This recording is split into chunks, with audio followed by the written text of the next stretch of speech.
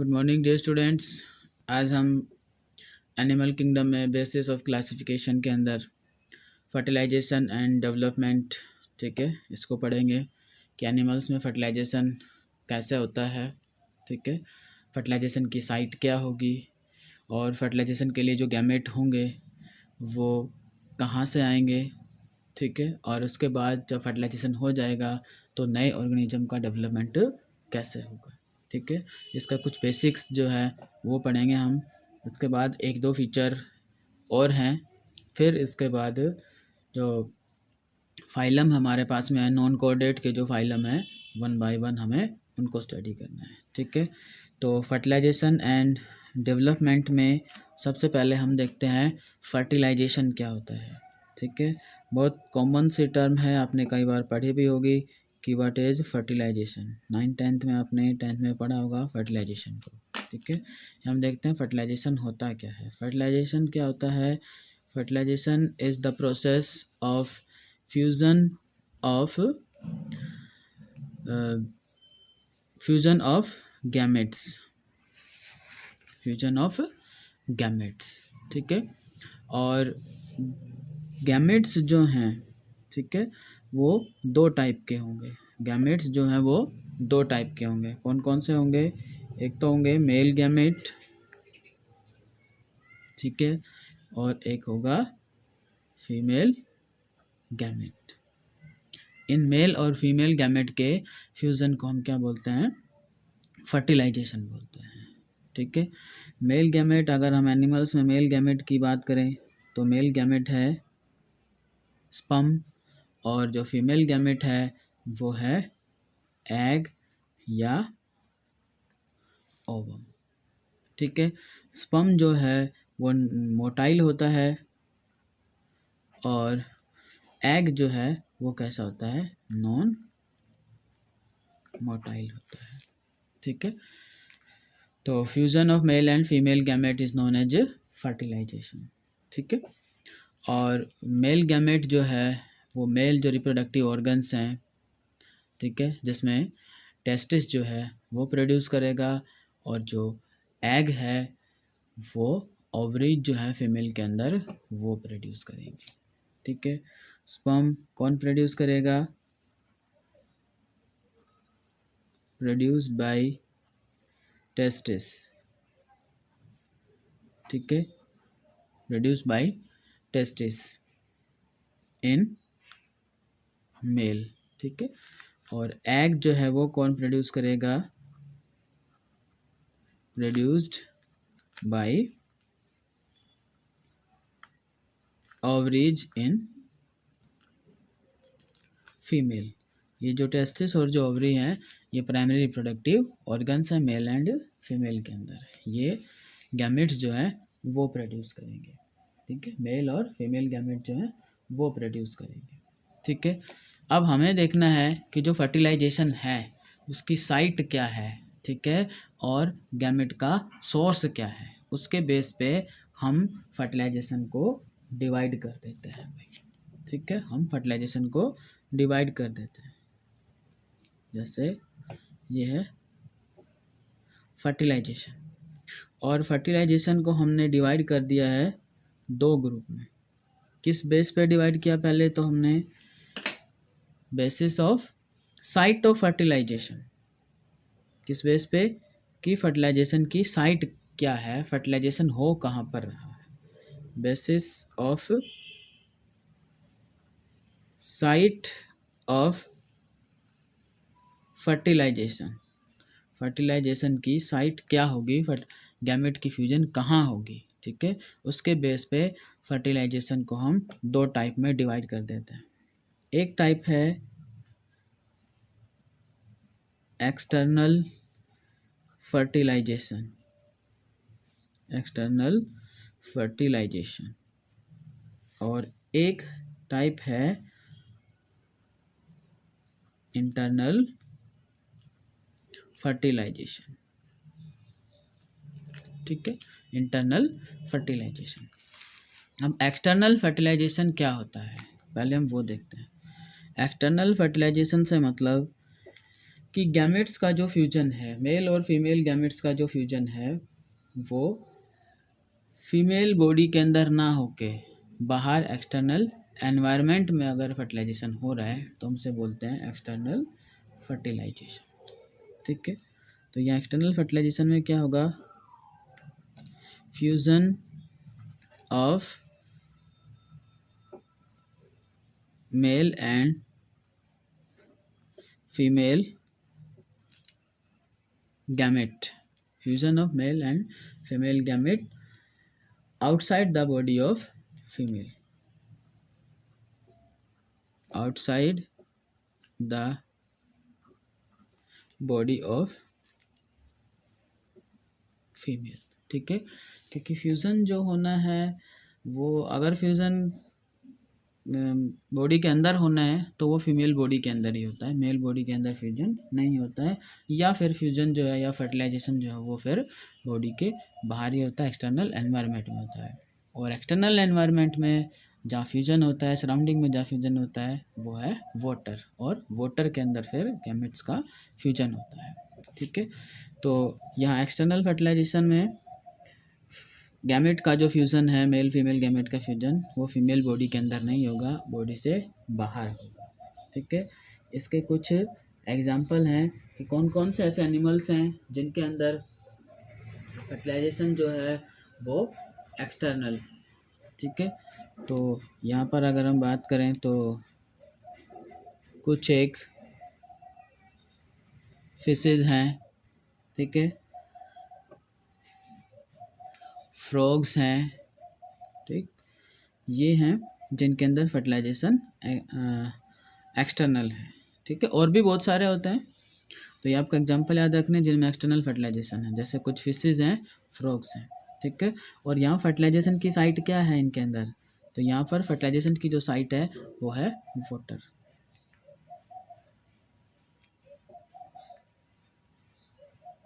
Fertilisation occurs in water, यहाँ पर fertilisation कहाँ हो रहा है, पानी के अंदर हो रहा है। ठीक है, इसके बाद हम देखते हैं दूसरा type, internal fertilisation. Internal fertilisation से मतलब है कि fusion of male and female gamete, male and female gametes inside the body of female.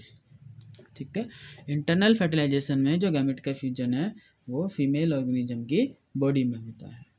ठीक है, और यहीं पर फिर फीमेल बॉडी के अंदर ही फिर उसका जो डेवलपमेंट है वो होता है।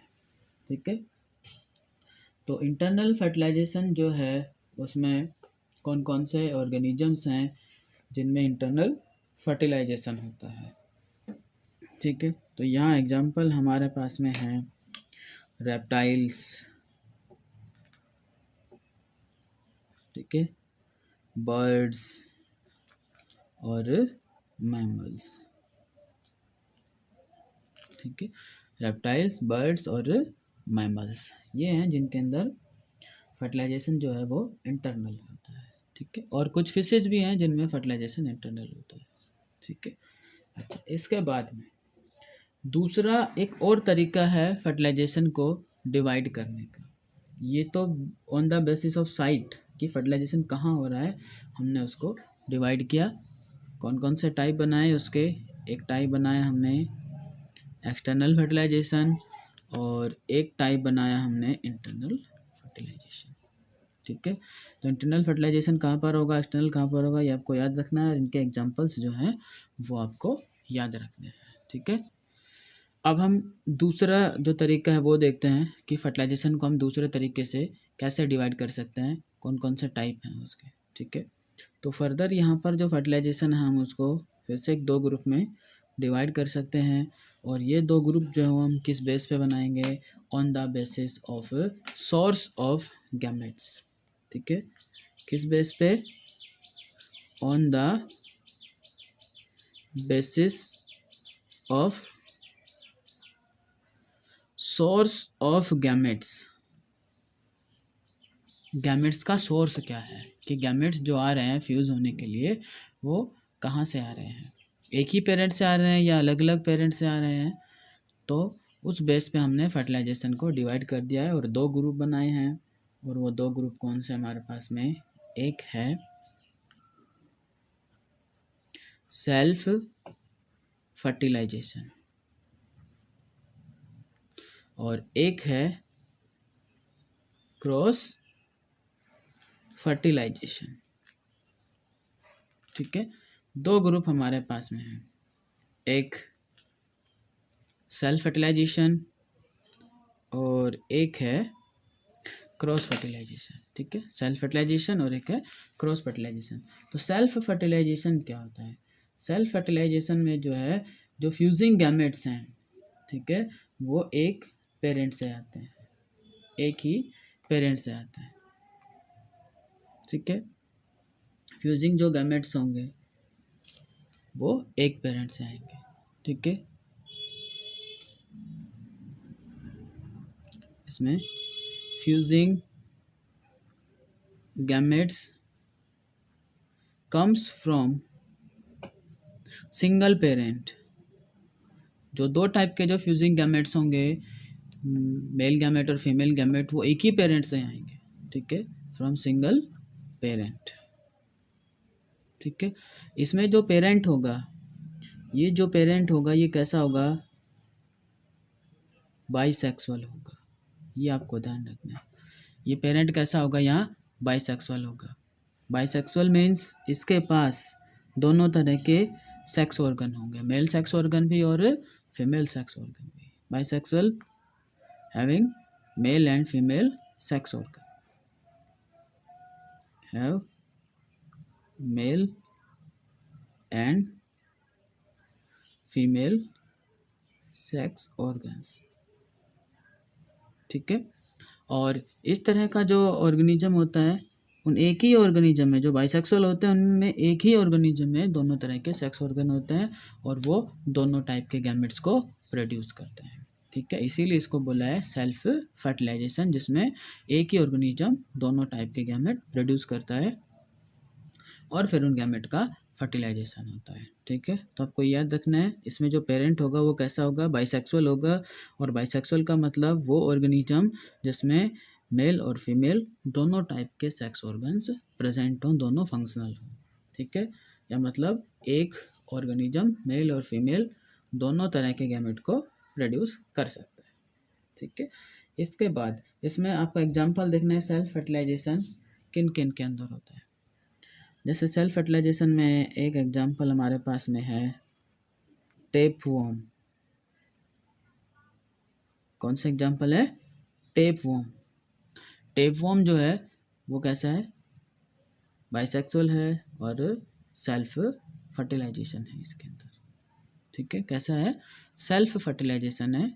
ठीक, इसके अलावा और भी बहुत सारे एग्जाम्पल हैं जिनमें सेल्फ फर्टिलाइजेशन होता है। ठीक है, तो एक एग्जाम्पल तो आपको याद रखना है टेपवर्म। इसके बाद हमारे पास दूसरा जो टाइप है cross fertilisation.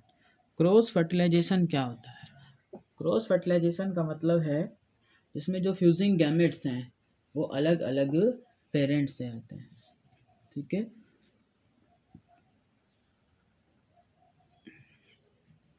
Fusing gametes comes from two different parent, दो अलग अलग पेरेंट से आते हैं फ्यूजिंग गैमेट। और उन फ्यूजिंग गैमेट का जो फर्टिलाइजेशन होता है तो उसे हम बोलते हैं क्रॉस फर्टिलाइजेशन। तो यहाँ पर आपको ये याद रखना है कि जो यहाँ पेरेंट्स होगा क्रॉस फर्टिलाइजेशन में, ठीक है, वो कैसा है, यूनिसेक्सुअल है। यहाँ पर कैसा है, पेरेंट यूनिसेक्सुअल है। ठीक है, और वहाँ हमने लिखा था बाइसेक्सुअल, लेकिन एक आपके पास यहाँ एक्सेप्शन है कि अर्थवर्म जो है वो बाइसेक्सुअल है, लेकिन फर्टिलाइजेशन उसके अंदर कैसा होता है, क्रॉस फर्टिलाइजेशन होता है। ठीक है, आपको ये याद रखना है। यहाँ पेरेंट कैसा है, यूनिसेक्सुअल है, और यूनिसेक्सुअल पेरेंट है तो मतलब एक पेरेंट होगा वो मेल होगा और एक होगा वो फीमेल होगा। मेल के अंदर मेल रिप्रोडक्टिव ऑर्गन और फीमेल के अंदर फीमेल रिप्रोडक्टिव ऑर्गन। ठीक है, तो इसमें जो पेरेंट होगा आइदर मेल या आइदर फीमेल, आइदर मेल और फीमेल होगा। ठीक है, इसके बाद इसमें कुछ एग्जांपल्स हैं जिनमें क्रॉस फर्टिलाइजेशन होता है। जैसे यहाँ एग्जांपल की अगर हम बात करें तो ऑल फिशेज,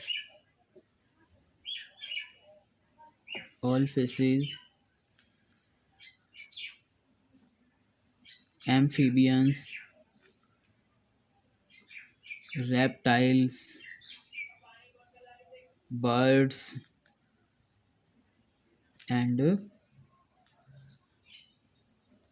मैमल्स। ठीक है, ये है क्रॉस फर्टिलाइजेशन के एग्जांपल। अब फर्टिलाइजेशन के बाद, फर्टिलाइजेशन से क्या बनता है, जाइगोट बनता है।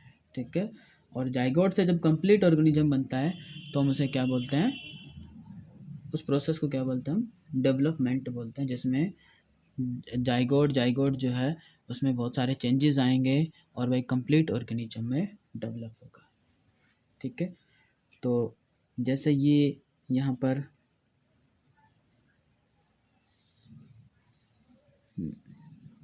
एग हो, ठीक है, और इधर जैसे ये स्पर्म हो, ये एग और ये sperm.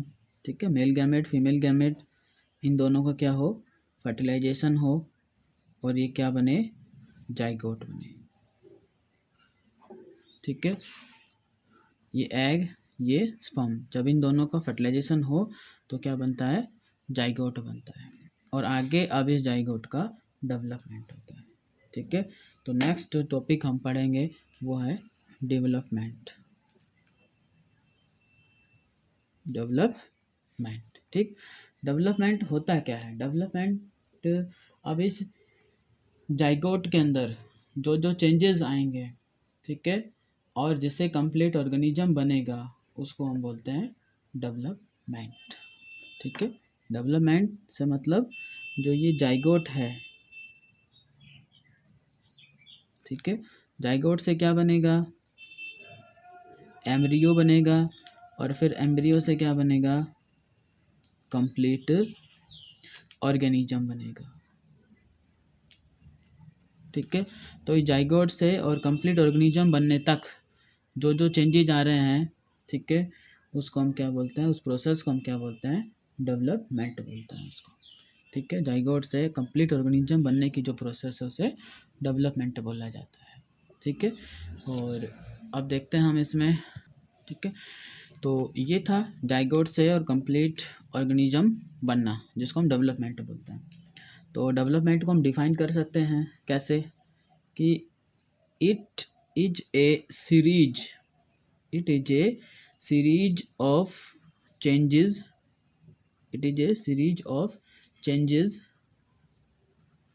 that occur during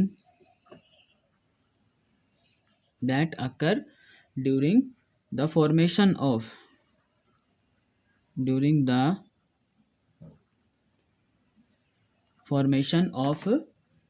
mature individual,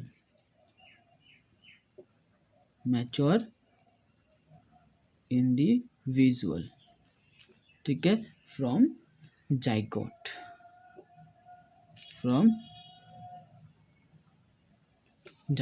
ठीक है, तो डेवलपमेंट क्या है कि जाइगोट से और कंप्लीट ऑर्गेनिज्म बनने तक या मैच्योर इंडिविजुअल बनने तक जो चेंजेस की सीरीज चलती है उसको हम डेवलपमेंट बोलते हैं। ठीक है, और जो डेवलपमेंट है हमारे पास वो दो टाइप का डेवलपमेंट होता है।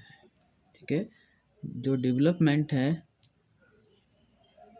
वो कितने टाइप का है, दो टाइप का डेवलपमेंट होता है। एक डेवलपमेंट होता है इनडायरेक्ट और एक होता है डायरेक्ट डेवलपमेंट। ठीक है, एक होता है इनडायरेक्ट डेवलपमेंट इनडायरेक्ट डेवलपमेंट, और एक टाइप है डायरेक्ट डेवलपमेंट। ठीक है, डायरेक्ट डेवलपमेंट क्या है, इनडायरेक्ट डेवलपमेंट क्या है, इसके बारे हमें देखना है कि किसे हम डायरेक्ट डेवलपमेंट बोलें और किसे हम इनडायरेक्ट डेवलपमेंट बोलें। तो जो इनडायरेक्ट डेवलपमेंट है उसमें क्या होता है कि जो ऑर्गेनिज्म है, जो नया ऑर्गेनिज्म, जो यंग वन जो प्रोड्यूस होता है, वो अपने पेरेंट से रिजम्बल नहीं करता है, या जो एडल्ट है उससे रिजम्बल नहीं करता है। उसमें काफ़ी सारे स्टेजेस आते हैं, उसके बाद वो कंप्लीट एडल्ट ऑर्गेनिज्म बनता है। ठीक है, तो जैसे इंसेक्ट में लार्वा बनता है, मेटामॉर्फोसिस होती है, फिर लार्वा से फिर कंप्लीट एडल्ट ऑर्गेनिज्म बनता है। तो लार्वा जो है वो यंग ऑर्गेनिज्म है, यंग वन है, और उस लार्वा से जब कंप्लीट एडल्ट ऑर्गेनिज्म बनेगा तभी वो अपने पेरेंट के एडल्ट ऑर्गेनिज्म के सिमिलर होगा मॉर्फोलॉजिकली। ठीक है, तो ये आपको ध्यान रखना है, दो प्रोसेस, इनडायरेक्ट डेवलपमेंट और डायरेक्ट डेवलप। हम देखते हैं इनडायरेक्ट डेवलपमेंट। इनडायरेक्ट डेवलपमेंट क्या होता है, इसके अंदर जो यंग वंस हैं, young ones do not resemble the adult, do not resembles the adult. ठीक है, जो एडल्ट ऑर्गेनिज्म है उसके यंग वंस जो है वो रिजेंबल नहीं करते हैं, उसके जैसे शेप जो है उनकी, या जो मॉर्फोलॉजी जो है उनकी, वो उनके जैसी नहीं होती है। फिर जो ये यंग वंस हैं, ठीक है, यंग वंस, ठीक है, कई सारे चेंजेस में जाते हैं। ठीक है, और चेंजेस में जाने के बाद कई सारे इसमें स्टेजेस आते हैं, फिर क्या बनता है इनके, फिर जो एडल्ट ऑर्गेनिज्म है वो बनता है। ठीक है, young ones undergo various stages and then it change into complete organism. ठीक है, young ones undergo many stages या one or more intermediate stages, okay, undergo one or more intermediate stages and then it change into adult, and then change into adult organism, ठीक है, जिसमें young ones जो है वो कई सारे intermediate one और या एक से ज़्यादा इंटरमीडिएट स्टेज में जाता है, और फिर जाके एक कंप्लीट जो ऑर्गेनिज्म है वो बनता है यहाँ पर। ठीक है, और यंग वंस जो होता है उसको हम क्या बोलते हैं, लार्वा बोलते हैं यहाँ पर। ठीक है, ये जो यंग वंस हैं इनको हम क्या बोलते हैं, इनको बोलते हैं हम लार्वा। ठीक है, और ये लार्वा जो है अब वो चेंज होगा, मेटामॉर्फोसिस होगी उसमें, और कंप्लीट ऑर्गेनिज्म बनेगा उसमें। ठीक है, तो यहाँ डायरेक्ट डेवलपमेंट, और डायरेक्ट डेवलपमेंट में क्या होता है कि जो यंग वंस जो प्रोड्यूस होंगे वो अपने एडल्ट से रिजेंबल करेंगे।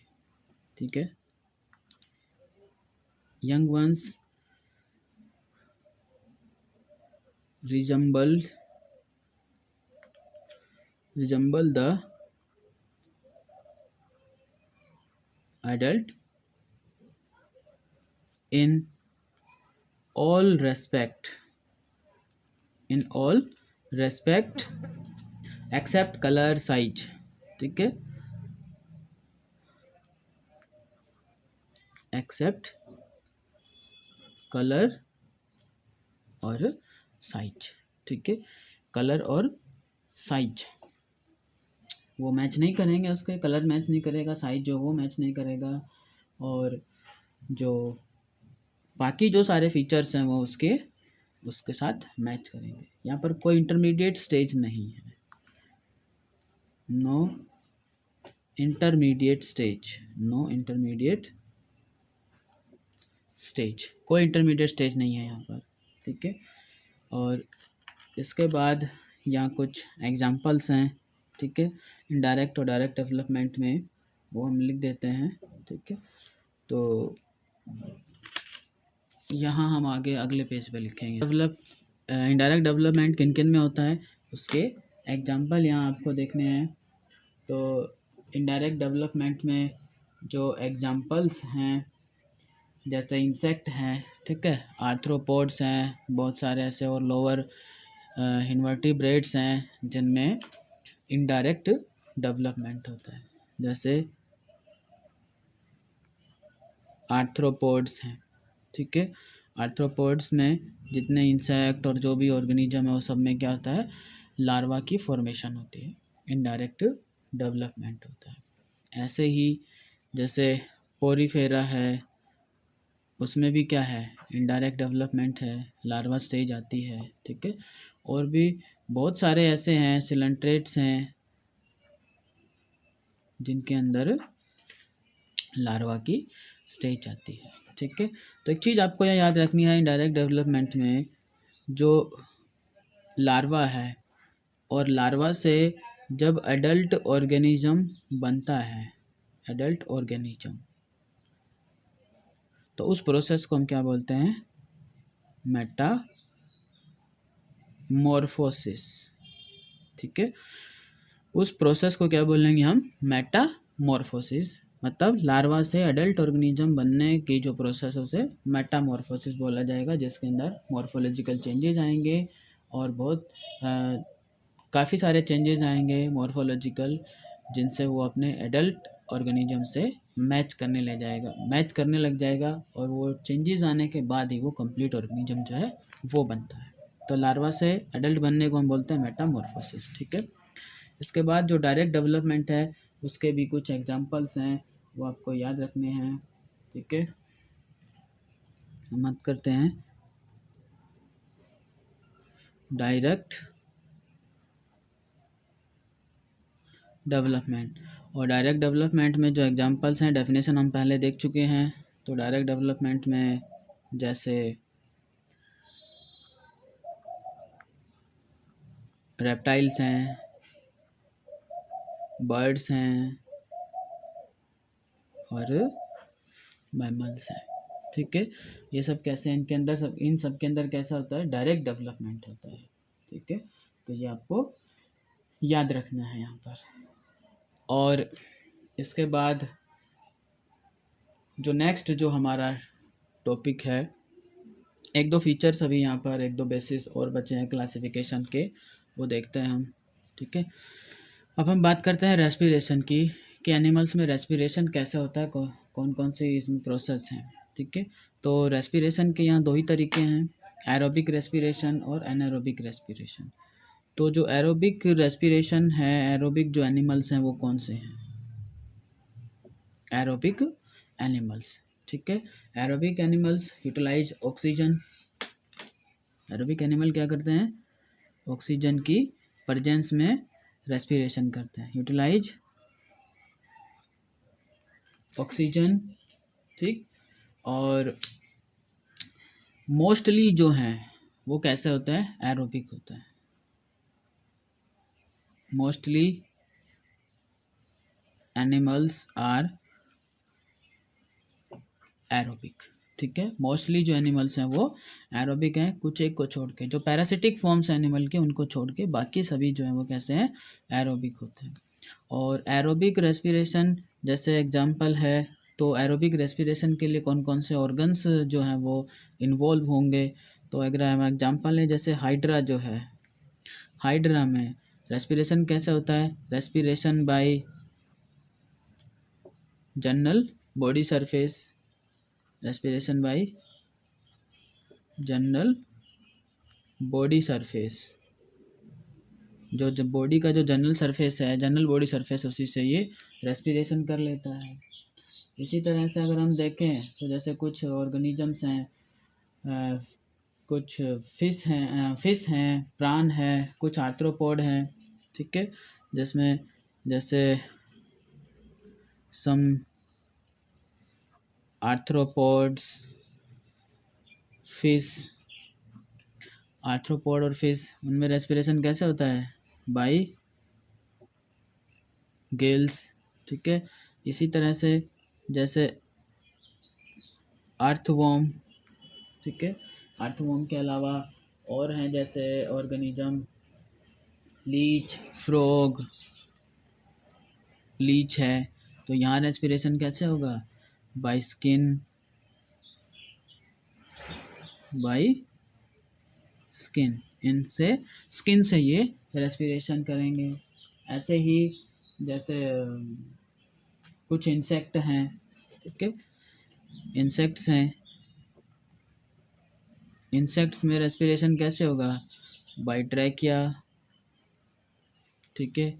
ऐसे जैसे फ्रॉग है, फ्रॉग में जो रेस्पिरेशन है उसमें बाय गिल्स भी हैं, ठीक है, और वो स्किन से भी रेस्पिरेशन करता है और वो लंग से भी रेस्पिरेशन करता है फ्रॉग, ठीक है।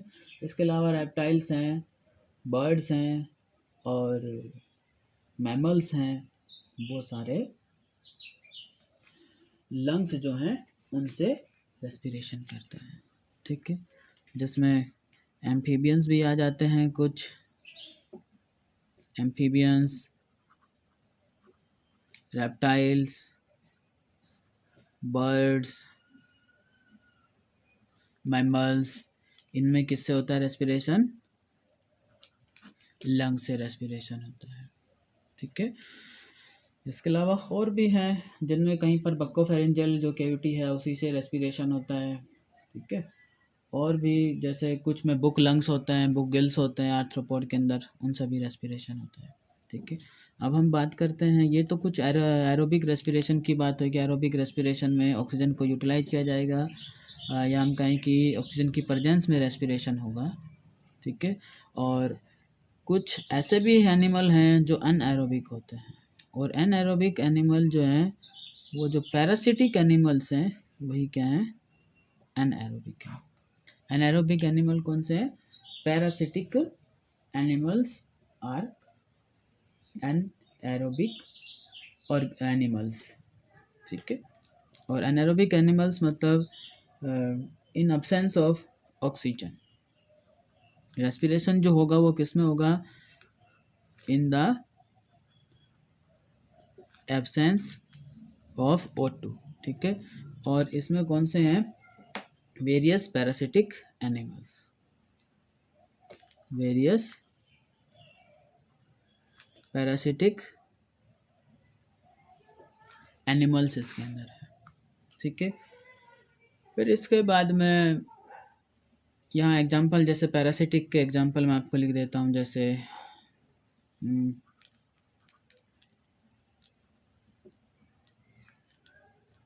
टेपवर्म है,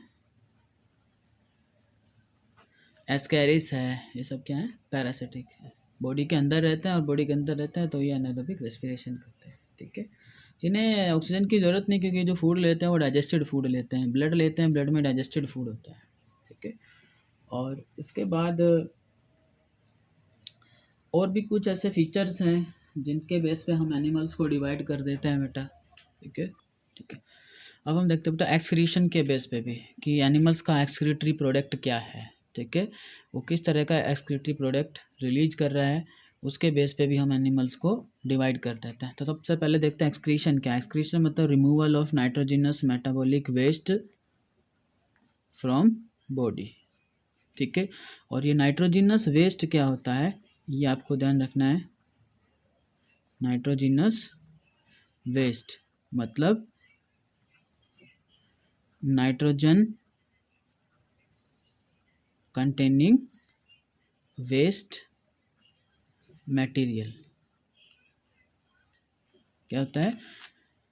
नाइट्रोजन कंटेनिंग वेस्ट मटेरियल, उसको हम नाइट्रोजिनस वेस्ट बोलते हैं। और नाइट्रोजिनस वेस्ट कौन कौन से हैं, जैसे एक है अमोनिया, ठीक है, urea, uric acid, amino acid, ये सब क्या है, नाइट्रोजन कंटेनिंग वेस्ट है, या इनको हम नाइट्रोजिनस वेस्ट बोलते हैं। और किस तरह का एनिमल, कौन सा एनिमल किस तरह का नाइट्रोजिनस वेस्ट प्रोडक्ट रिलीज कर रहा है, उसके बेस पे हम इनको डिवाइड कर देते हैं। तो नाइट्रोजिनस वेस्ट मेटेरियल के बेस पे हम एनिमल को डिवाइड करते हैं, ग्रुप बनाते हैं। जैसे एक हमारे पास में है अमोनोटैलिक एनिमल्स, ठीक है। अमोनोटैलिक एनिमल्स क्या करते हैं, एक्सक्रीट अमोनिया, इनका जो वेस्ट मैटर होगा, मेटाबॉलिक जो वेस्ट होगा, उसमें क्या होगा, अमोनिया होगा, ठीक है। Excrete ammonia as a waste matter. तो इसमें स्पंजेज हैं, सिलेंट्रेट्स हैं, ठीक है, टैपवॉर्म, एस्कैरिस, लीच, प्रॉन, बहुत सारे इस तरह के ऑर्गेनिजम्स इसमें प्रेजेंट हैं जो अमोनिया रिलीज करते हैं। जैसे स्पंजेस, सिलेंट्रेट्स, ठीक है। और इसके अलावा कुछ फ्लैट वॉर्म जो हैं, ठीक है, वो हैं, एस्कैरिस हैं इसके अंदर। तो बहुत सारे एग्जांपल हैं इसमें। यहाँ पर ये टैप वॉर्म, ठीक है, एस्कैरिस,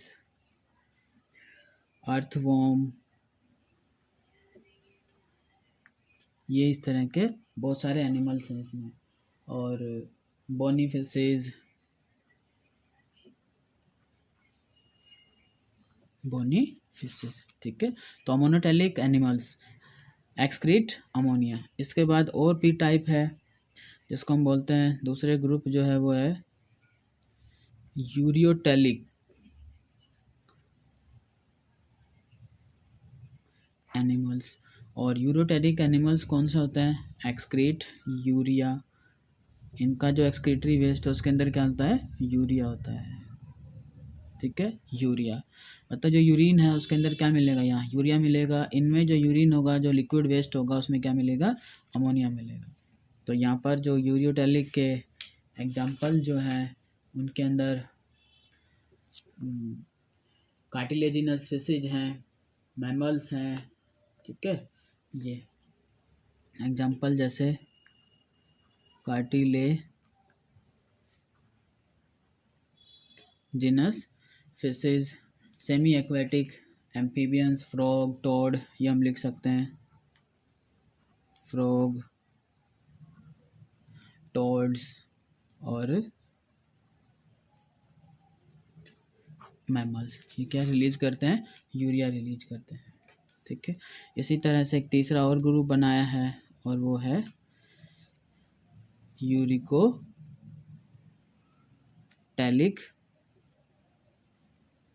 एनिमल्स, ठीक है, यूरिकोटैलिक एनिमल्स।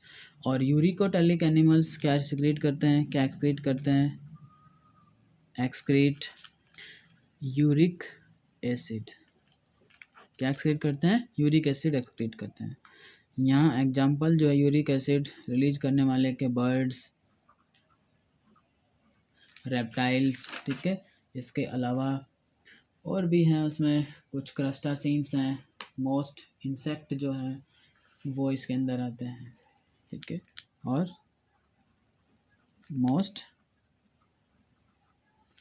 इंसेक्ट, ठीक है। फिर इसके बाद एक और ग्रुप है अमीनोटैलिक का,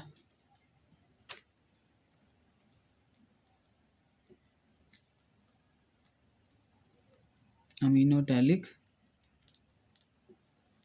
एनिमल्स का। और अमीनोटैलिक एनिमल क्या एक्सक्रीट करते हैं, excrete amino acid, excrete amino acid. और यहाँ पर अमीनो एसिड रिलीज करने वाले ऑर्गेनिज्म जैसे जिसके अंदर कुछ मोलस्क हैं और सम इकाइनोडर्म्स हैं। सम मोलस्क एंड सम इकाइनोडर्म्स।